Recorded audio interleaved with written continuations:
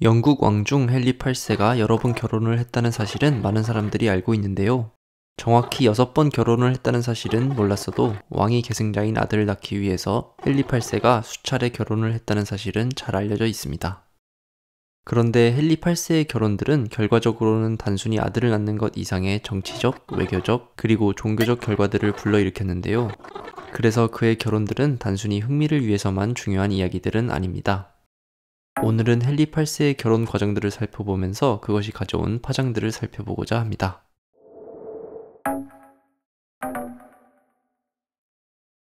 헨리 8세는 1509년 17살의 어린 나이로 왕위에 올랐습니다. 어린 나이에 즉위한 헨리 8세에게는 정책적으로 매우 중요한 과제들이 몇 가지 있었는데요. 그 중 하나는 왕권을 강화하는 것이었습니다. 당시 영국은 헨리 8세의 아버지였던 헨리 7세가 왕이 되기 전까지 수십 년에 걸쳐 지속적으로 왕위 계승을 두고 피해 경쟁이 벌어지고 있었기 때문입니다. 이 과정이 우리에게도 잘 알려진 장미전쟁입니다. 그러니까 헨리 8세의 입장에서 봤을 때 자신의 사후 같은 일이 벌어지지 않기 위해서는 빠르게 왕권을 안정화시키는 것이 무엇보다도 중요했습니다. 그리고 이를 위해서는 빨리 아들을 얻어서 후계자를 정해놓는 것이 중요했죠. 이렇게 내적으로는 왕권 강화가 중요한 목표였다면 외교적으로는 프랑스와의 경쟁에서 승리하는 것이 중요했는데요. 이를 위해서 당시 영국은 신성 로마 제국, 특히 스페인 지역과 동맹을 맺어 프랑스를 견제하고 있었죠. 실제로 헨리 8세는 스퍼스 전투에서 프랑스군과 교전을 벌여 소소하게 승리를 거두기도 했습니다. 이 두 가지 목표에 있어서 중요한 역할을 했던 것이 헨리 8세의 첫 부인이었던 아라곤의 캐서린이었습니다. 스페인 카스티아 왕국의 이사벨라 1세와 아라곤 왕국의 페르난도 2세 사이에서 태어난 캐서린과의 결혼은 스페인과의 동맹을 강화하는 동시에 만약 캐서린과의 사이에서 아들을 얻을 수 있다면 정통성 있는 혈통의 왕위 계승자를 얻을 수 있게 되는 것이었기 때문입니다. 사실 캐서린은 헨리 8세와의 결혼 이전에 이미 헨리 8세의 형이었던 아서 튜더와 1501년 15살의 나이에 결혼했었는데요. 그러나 이전부터 건강이 좋지 않던 아서 튜더는 결혼하고 5달이 채 지나지 않아 사망하게 됩니다.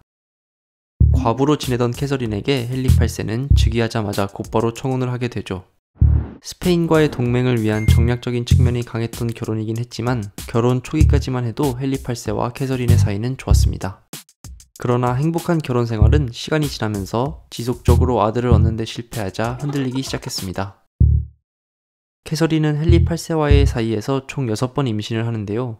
이 중에서 딸인 메리를 제외하고는 모두 유산되거나 태어나자마자 사망하게 되죠.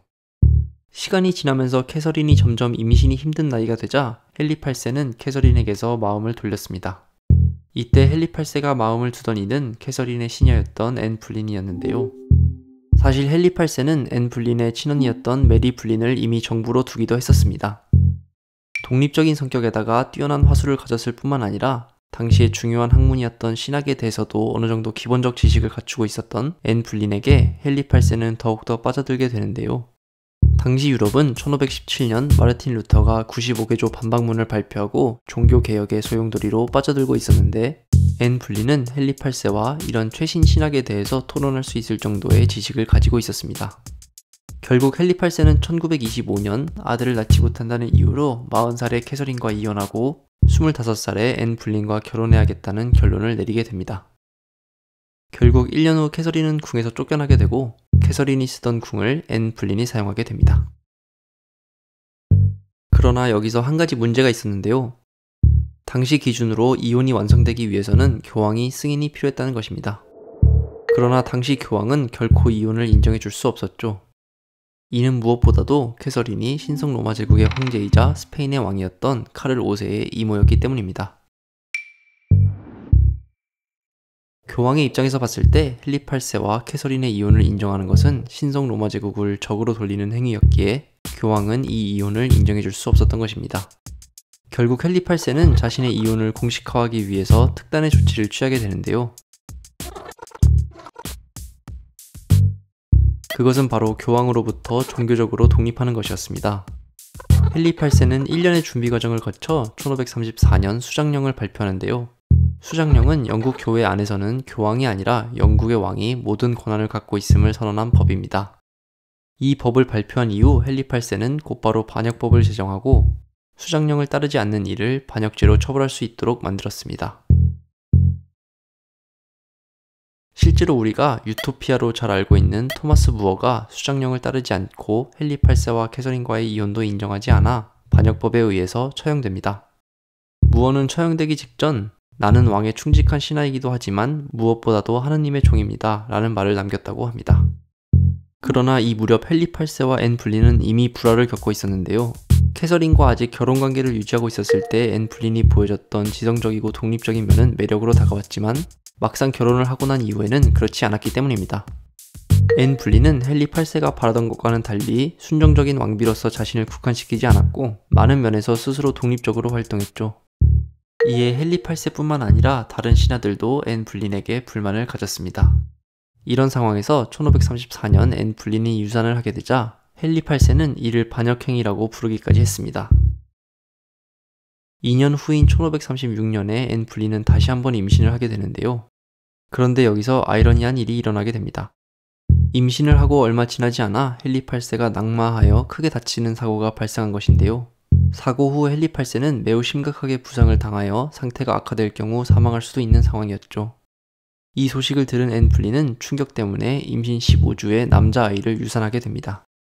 부상에서 회복한 헨리 8세는 결국 또다시 후계자를 얻지 못했다는 이유로 앤 불린으로부터 완전히 마음이 떠나게 되고 증거가 없는 상황에서도 앤 불린이 불륜을 저질렀다며 처형하게 됩니다.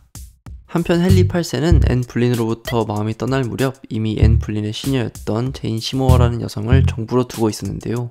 헨리 8세는 앤 불린을 처형하고 열흘 만에 제인 시모어와 결혼식을 올리게 됩니다. 그리고 그와의 관계에서 드디어 훗날 에드워드 6세가 되는 남자아이를 낳는 데 성공하죠. 그러나 제인 시모어는 출산 과정에서 사망하게 됩니다. 제인 시모어의 사망 이후 새로운 왕비 후보를 물색하던 헨리 8세는 오늘날 독일 지역에 위치한 클레페 공국의 영주의 딸인 안나 폰 클레페에 대해서 알게 되는데요. 당시 이 지역은 종교개혁 이후 개신교의 영향이 비교적 강했기에 만약 결혼이 성사될 시 첫 번째 왕비였던 캐서린과의 이혼 이후 신성 로마 제국과 교황청의 공격을 걱정하고 있던 헨리 8세에게 정략적으로 도움이 될 수 있었죠. 따라서 헨리 8세는 안나 폰 클레페와의 결혼 가능성에 솔깃하게 되고 당대의 유명 화가였던 한스 홀바인에게 그의 초상화를 그려오라고 명령합니다. 신하들이 안나에 대해서 잔뜩 칭찬을 한 상황에서 안나의 초상화를 본 헨리 8세는 곧바로 그에게 빠져들게 되고 결혼을 서두르게 되죠. 그러나 막상 안나가 영국에 도착해서 처음 헨리 8세와 마주한 순간 헨리 8세는 완전히 마음이 돌아서게 됩니다. 안나의 실물이 초상화나 신하들의 설명과는 너무 달랐을 뿐만 아니라 영어나 프랑스를 하지 못했던 안나와 대화가 전혀 통하지 않았기 때문입니다. 결국 헨리 8세는 안나와 곧바로 합의 이혼을 하게 됩니다.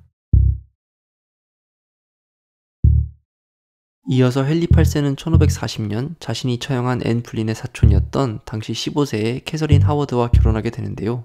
32살의 나이 차이가 있었던 이 결혼 생활은 헨리 8세가 캐서린 하워드에게 완전히 매료되면서 행복하게 진행되는가 싶었지만 캐서린 하워드가 토마스 컬페퍼라는 귀족과 불륜관계에 빠지면서 파탄에 빠지게 됩니다. 게다가 조사 과정에서 캐서린 하워드가 결혼 전 이미 프란시스 더럼이라는 남성과 성적인 관계를 맺었다는 사실이 밝혀지면서 헨리 8세는 충격에 빠지죠. 결국 이 사건은 캐서린 하워드, 토마스 컬페퍼, 프란시스 더럼 모두 처형되는 것으로 마무리됩니다.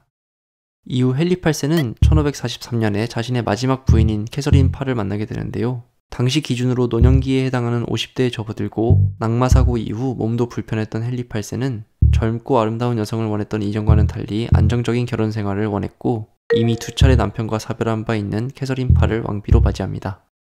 현명한 성격이었던 캐서린 파는 헨리 8세의 이전 부인들 사이에서 태어난 딸들이었던 메리와 엘리자베스를 왕과 화해하도록 주선했는데요. 메리는 헨리 8세의 첫 번째 왕비였던 아라곤의 캐서린의 딸이었고 엘리자베스는 앤 불린의 딸이었습니다. 아라곤의 캐서린과 앤 불린 모두 결혼이 무효화되었기에 메리와 엘리자베스는 당시까지 사생아 대우를 받고 있었습니다. 캐서린 파로부터 두 딸을 제대로 인정하라는 조언을 받은 헨리 8세는 이를 받아들여 이 둘을 아들인 에드워드 다음의 왕위 계승권자로 인정하는 법을 제정합니다. 그리고 이후 이 둘은 메리 1세와 엘리자베스 1세가 되죠.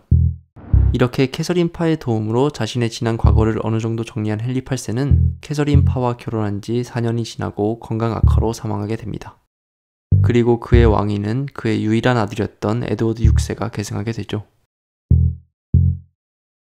지금까지 헨리 8세의 6차례의 결혼에 대해서 살펴보았는데요. 헨리 8세의 여러 번의 결혼은 헨리 8세의 개인적인 문제였을 뿐만 아니라 왕위 계승과 관련된 매우 중요한 정치적 문제였습니다. 게다가 왕위 계승자를 낳으려는 목표하에 계속된 결혼은 영국뿐만 아니라 당시 유럽의 국제 정세를 뒤흔들어 놨습니다. 헨리 8세가 즉위할 때까지만 해도 프랑스를 견제하려는 목표하에 동맹을 맺었던 영국과 스페인은 이제 적이 되었습니다. 그리고 신학적인 문제에서 시작된 독일과 스위스 지역의 종교개혁과는 달리 영국에서는 순전히 이혼을 인정받으려는 목표 아래 영국 성공회가 탄생하게 되었죠. 그 결과 영국은 교황청과도 적대적인 관계가 되었습니다. 결국 헨리 8세의 6차례의 결혼은 16세기 유럽 역사에 있어서 하나의 중요한 분기점을 가져왔다고 할 수 있겠습니다.